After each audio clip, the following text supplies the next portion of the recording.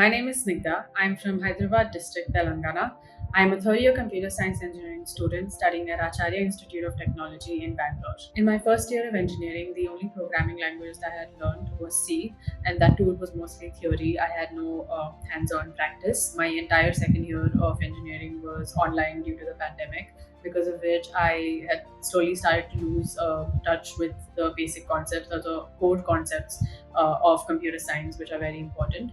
I joined CCPP in the month of August 2021, and my main goal before joining CCPP, or the main reason, was to strengthen the base or the foundation, which is very important. There are a lot of courses out there providing the technical content. So, what makes CCPP stand out compared to all of those courses? CCPP provides bite-sized modules.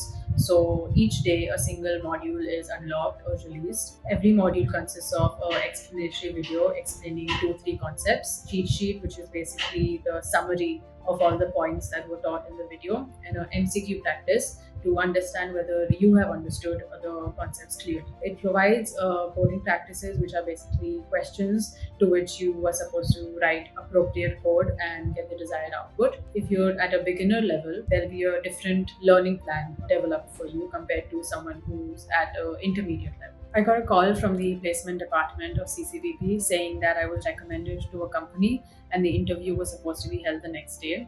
I was both kind of shocked because I wasn't expecting the call, and happy that I had got this opportunity. I'm really glad I got this internship opportunity because I will have some industrial exposure.